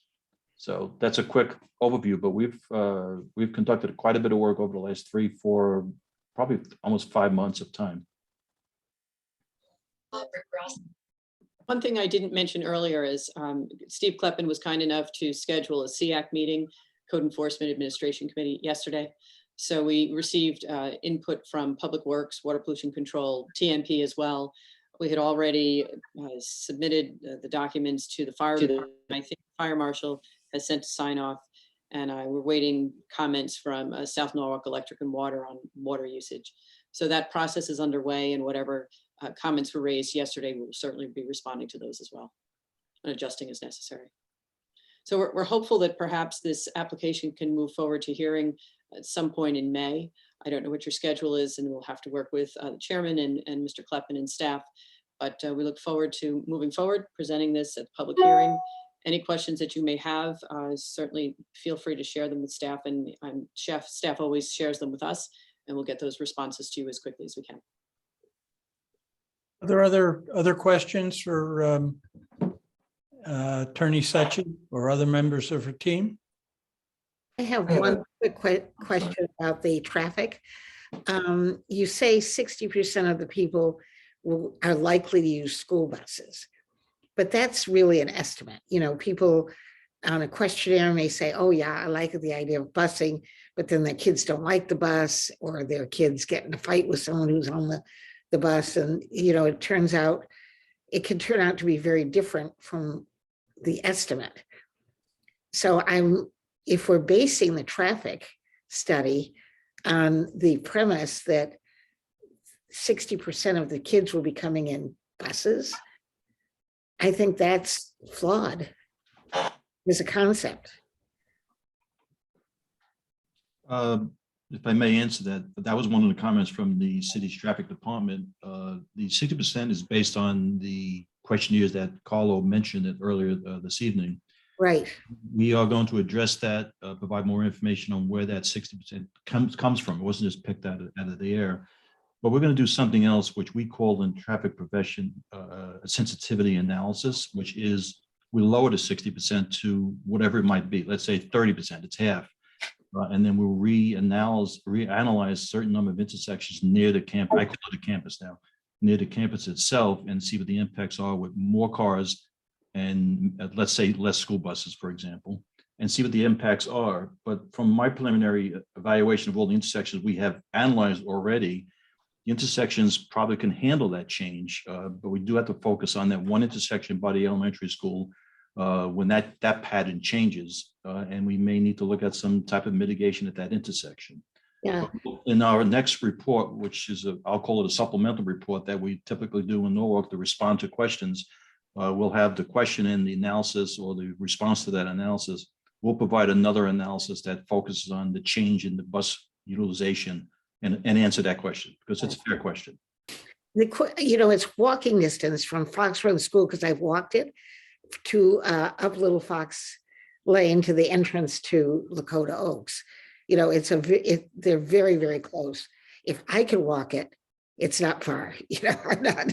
Yeah, but we're not really expecting a high number of students walking to school unless they live. No, I mean, it's close by. I'm Yeah. mentioning that because I expect people to be walking back and forth from Fox Road School to this school, but how very close they are. They're very close to each other. They're close, but I'm not so sure how many students or pedestrians will be walking between the two schools. No, that wasn't my point at all. I understand. Nobody's going to walk between them. I'm just trying to say if they're close enough that I could walk between them, they're very close. Okay, now I get your point.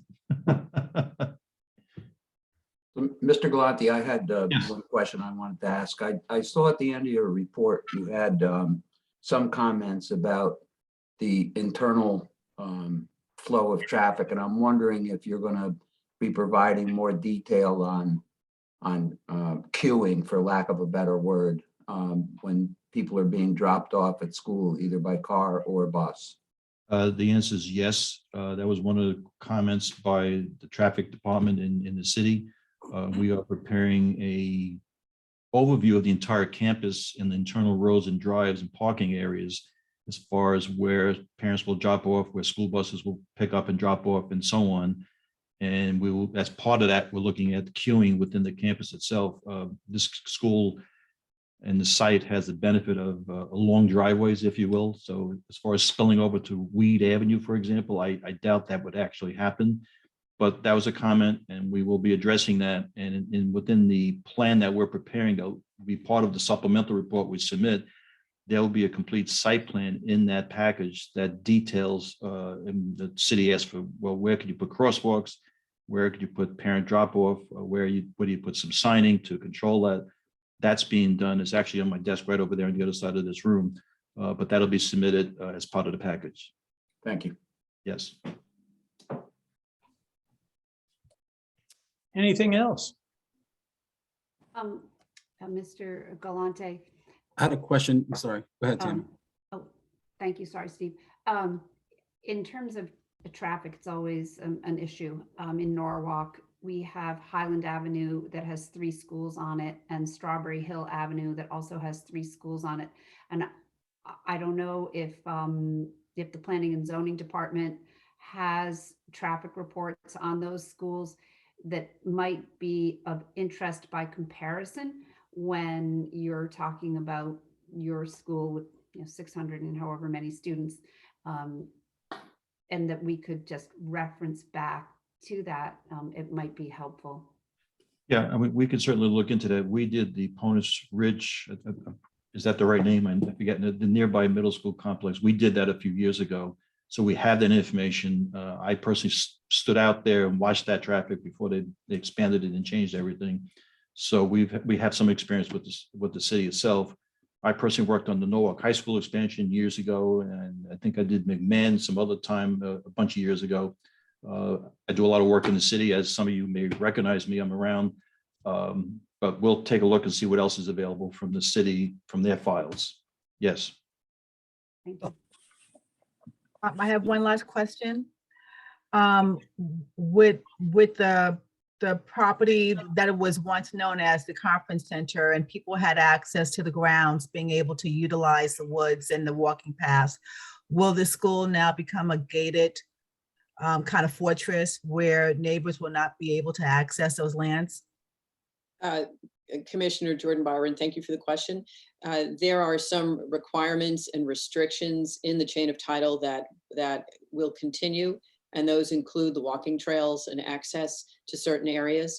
The conservation easement will remain in place, and whatever requirements, restrictions, and obligations that the current owners have with respect to neighborhood access, those will carry forward. Of course, there is a concern for student safety, so we will all have to be cognizant of that. But anything that exists in the title today and are as an obligation of the landlord, those will need to continue. Thank you. Steve, you had a question? Yeah, I did. More so private-public partnerships. When it comes to the access point to those facilities, Liz or Carlo, there's a nice, beautiful lake there. People sometimes go for a walk or hikers and things of that nature approaching the facilities. Would there be a public access point where people could park? I know parking is tough. When you get to the lake, you have to wrap around a little bit. Would there be some kind of collaboration that the residents could take part into picnic tables on the beginning of the property as soon as you enter past the barn, or would it be just solely private throughout the whole landscape of that property? I don't really think, Carlo, that we, you or I or Andrew have spoken about that, but we'll certainly take a look and see if there's opportunities for those types of private-public partnerships to exist on the site. I can't commit to anything right now. We'll have to just take a look, see how that would fit in with the site. It's what's available. Yeah, yes, Attorney Such. I really understand it, because when you first enter that, there's a wraparound and Yes, there's a lot of grass. And to get to that lake, you have to go in between the facilities, down the steps to sit down. There's a couple benches there. Hikers and dog walkers do that. I'm thinking more when you first enter the property on the left-hand side, there's a lot of grass there. Maybe some parking could be there, some benches, so the public could have some kind of initial access point without accessing the actual property, if you know what I mean, before you get to the hill to the right, you know, We'll take a look at that and see if we can fit that into the concept for the school. But of course, you know, taking into consideration school safety, children safety, and issues such as who's on the property, who isn't on the property, where are they? But we'll talk about it internally and certainly get back to you. Okay, thank you. Thank Or it you. could be a subdivision concept where it could be subdivided initially when you go in there, and it could be a different parcel in itself, but that's just. I don't think there's a subdivision opportunity available to us. I don't think the owner of the property is amenable to that, but we'll take a look at what you have. We'll consider what you have to say and see if there's a way that we may be able to accommodate that, and then certainly get back to you one way or the other. Thank you, appreciate it. Any other comments? One quick question, Mr. Chairman.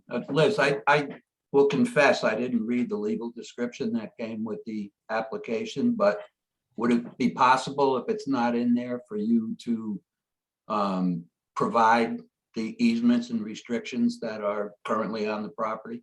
Of course, Commissioner Rowena, I'd be happy to. We'll get that to you. Thank you. You're welcome. Anything else? If not, Steve, do we need to take formal action on No, the, I just on want the to get hiring your, of the firm?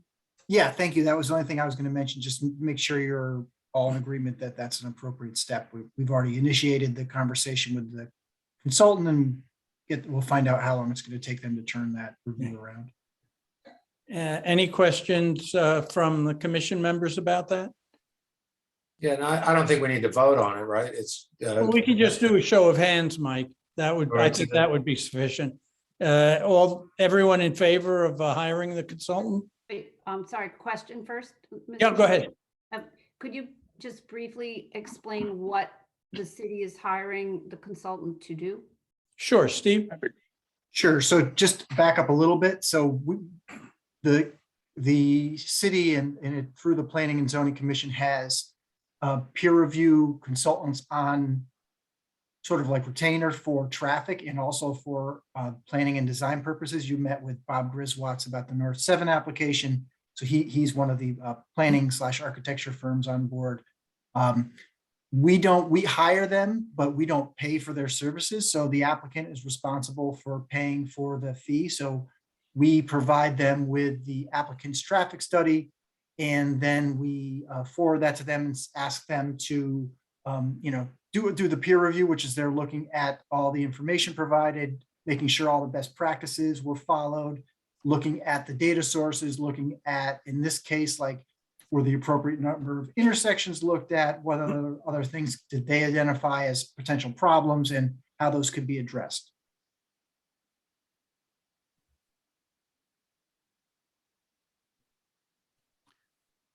Any other questions about the traffic consultant, the peer review?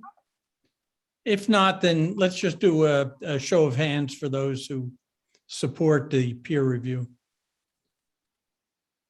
Looks like it's unanimous. Okay, Steve? Thank you.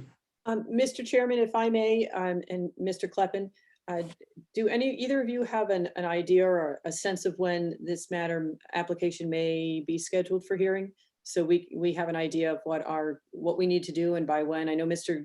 Galante probably has about 3 weeks, we were talking today and yesterday, to provide the additional information to TMP. You're going to need to get your peer review consultant on and hired and the information provided to that entity. What are you thinking in terms of possible public hearing? Any idea yet? We're actually thinking of doing this in a special meeting, something we were going to discuss a little later in the agenda. Yeah, I'll let you, Liz, I'll get back to you either tomorrow or Friday with what the turnaround time on the consultant is, because that's the only kind of outstanding variable. So if he's around that same time frame as Mike's response to the TMP initial comments, then it's just going to be a matter of Mike being able to turn around any additional information or questions that the outside consulting firm has. That's fine. Thank you. Okay. Does that conclude your comments? Attorney It does. Thank you very much, all of you, for your time and your thoughtful comments and questions. And we look forward to coming back before you again and moving this forward to public hearing whenever that date is set. Thank you again. Thank you. Thank you. All right. Look at that, 7:53. Let's see if we can close out by 8 o'clock. Next item is approval of minutes of the April 7th meeting. Is there a motion to approve? Richard moves. I don't believe I got the minutes. Steve? Good question. I don't recall one way or the other. If we didn't, then let's just table that matter till next meeting, if that was the case. Okay, we'll deal with it. I mean, anybody else get it? I'll just, I was planning on abstaining, being that I missed the last meeting. So being that you didn't have a chance to review it, we could just take a vote and you and I could abstain if we want to. But not if we haven't received them. Nobody's seen it. I don't remember seeing it, frankly.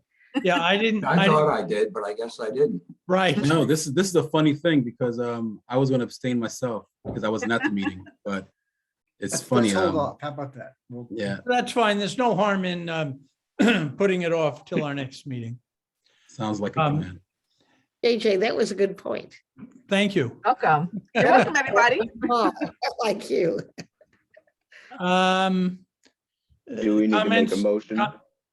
Comments of commissioners? Or by commissioners on any matter before us? So Steve, did you want to set a date? I saw your last email that you wanted everyone to have their calendars available. Yes, thank you. So I'm pulling my calendar up. So your commission meetings for May are the first Thursday, which is the 5th, and then the third Wednesday, which is the 20th. One thing that's kind of popped up, we moved forward at your last meeting, was continuing the moratorium till we get the public hearing process complete on the proposed changes. The moratorium actually, I think, runs out a couple of days before your meeting on the 20th. So I think it'd be a good idea to maybe move that meeting up a week. I don't have an exact date, but I can send out a subsequent email with some suggested dates on that. And so it might make sense to tweak that meeting date, and maybe also, if you want to move the meeting on the 5th, to separate the two a little bit. That's another possibility. Just those are kind of the two things to think about. So if anybody has any dates that are definitely out, I can talk about them now, or I could just do that in a follow-up email as well. So I'm on vacation the first week of, the last week of April going into the first week of May. Yeah, and I am unavailable from May 6th until through the 12th. Steve, you said the meeting on the 20th, and I think you meant the 18th, May 18th. Yes, sorry, I was wrong. Yeah, May 18th, Okay, correct, sorry. so are you asking us if we want to change the May 5th meeting and the May 18th meeting? Yeah, so I'm thinking it would make sense to move the May 18th meeting up a week or forward a week to like the week of the 9th. And that's the only thing I was thinking, do you want to do your meeting? I haven't looked close enough at the agenda yet to see how much volume there is for those two meetings. We could, maybe we don't need two meetings and we could just do one meeting on like the 10th or the 11th or something like that. So I can get back to you on that as well. Well, it sounds as if we do that, we're not going to be able to hold a public hearing on the school during May. It'll be pushed back to June. Well, I don't think that either of those is hinging on that. I think the school will be, I think it might be optimistic in May anyway, just based on the turnaround times for the traffic response. But Okay. that if we do a separate meeting, it would be independent of those two dates anyway. Okay. All right. Well, I personally, I have no problem the week of the 9th. And JJ, what day were you back? I know you said end of April you were leaving. Yeah, so I will be back in town on the 3rd, but even that week I have other official duties. So I'm not really available until the Wednesday. I'm sorry. Yeah, late Wednesday, the 11th through, and then from there going forward, I'm available. Yeah, Okay. I'm not available the week of the 9th either. Yeah. Gotcha. I mean, it's like the 9th, 10th, 11th, I'm out. you Yeah, me know. too. Yeah. Same place. Same place. If it's the 11th, I won't be available on that date. I'm sorry, which dates, Hector? The 11th, my wife won't forgive me if I do that. Ninth year anniversary. Gotcha. Well, maybe we should just leave them the same, and people that can't be at the meeting can't be there, and the people that can. Well, we have to move, we have to do move the one meeting regardless because of the contractor yards, because of we can't do the hearing on the contractor yards on the 5th because of the referral. So that kicks it back a little bit of time. So we're kind of in a little bit of time crunch between the two. What do you mean by, I'm sorry, Steve, I must be speaking English and I'm not getting what you're saying. The industrial zone contractor meeting has to be moved further into May or back into May, like Earlier in May. Earlier. So what day are you proposing? I hadn't have a specific date, but I was thinking of the week of the 9th, and could be problematic, but I hadn't. Or maybe why do later, If I may later in the week. interject it. Oh, Pick the So why date. not go on May 12th and see who can make it? Right. I mean, I think you just have to pick the date, and those of us who can be there, and those who can't. I could definitely be there May 12th. or we could do a doodle poll, Okay, if anyone's familiar with that. Where Yes, you I send do out that a one. We're all few here. dates and Let's times try to to do yes. this now. Why not make a decision now? We're all here. Right. We have our calendars. Let's go for it. I agree. So Mr. Chairman, I suggest the 12th and see who can make it. Who Well, can't make it is the important thing. Fine with the problem is Steve, does Steve's calendar allow for that? And I I don't, think mine does. I'll shoot for the 12th, and if that looks like it checks all the boxes, I'll send out a confirmation email. How about that? okay, that sounds fine. Good. Fine with me. All right, it's 8:01, so I blew your time. Sorry about that. Damn you. Well, I'd like to make a motion. Go ahead, Steve. I'd like to make a motion to adjourn. Is there a second to that motion? I It looks happily like there is second that several. motion. That was a very stealthy motion, Steve. by the way. You know, I All think those- some of us all are those in hungry, favor? you know? Aye. All right. All right, I we didn't know if are I was being adjourned. baited into another type of vote. Probably see you all on the 12th. Yes, sir. Thank you. All right, Thank take you, care. Good Chairman. night. Good night. All right, Thank Brian, you. back to Bye. you. Night, Nice everyone. seeing you guys' faces. Take care. You too. Bye. Good night.